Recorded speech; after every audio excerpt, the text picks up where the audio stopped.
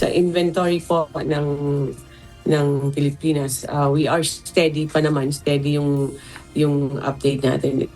Nananatiling matibay ang supply ng mga produktong petrolyo sa bansa ayon sa Department of Energy. Ito ay sa gitna ng mga hamon sa oil supply bunsod ng sigalot sa Middle East. Ayon kay Energy Secretary Sharon Garin, patuloy nilang binabantayan ang inventaryo sa supply ng petrolyo sa bansa. Partikular na ang mga dumadating na stocks at ang dami ng mga nakukonsumo mula sa fuel demand. As of April 10, as of this week, ang average natin is 50.31 liters and 50.31 days. And then yung gasoline, personal gasoline is 54 days, diesel is 49 days, kerosene 104, jet fuel 67 or 68.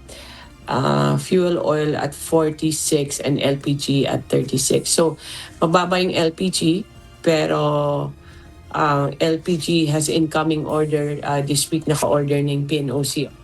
Kasunod naman ang rollback sa presyo ng mga produktong petrolyo na ipinatupad kahapon, nakabantay rin ang DOE sa tradings ng Mine of Platts Singapore o MOPS ngayong linggo.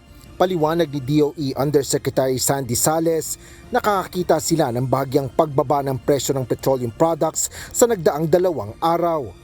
So even with yung pronouncement ni President Trump na nag-station siya ng mga barko de guerra nila dun sa opening ng Strait of Hormuz, apparently yung market is not pricing that in, na medyo bumaba pa yung map. So if this market reaction continues, potentially magkaroon tayo ng more stable price or baka magkaroon pa ng rollback.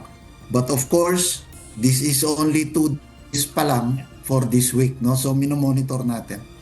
Binigyan din naman ni Secretary Garin na kailangang maabot ang 5 araw na trading days ng MOPS para malaman ang average price at masapinalang adjustment sa susunod na linggo.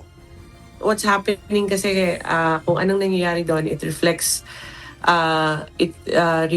on the price, no? Halimbawa ngayon nag-declare siya sila ng ceasefire, nag-react yung market and then it went down yung presyo. Maganda yung reaction, no? Nagkumalma ang presyo sa international market. Now, yesterday and 2 days ago, medyo steady pa siya.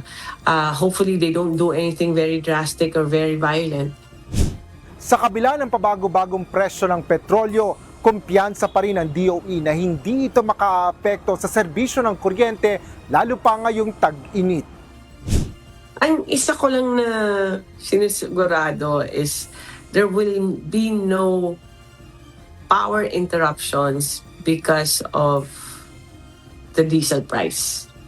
Because yan po, may supply tayo and then only 97% of our power does not come from diesel. Only 3% is for power for diesel, ano. Inihayag naman ng DOE na ang 3% ng mga planta na gumagamit ng diesel ay nasa mga isla sa bansa.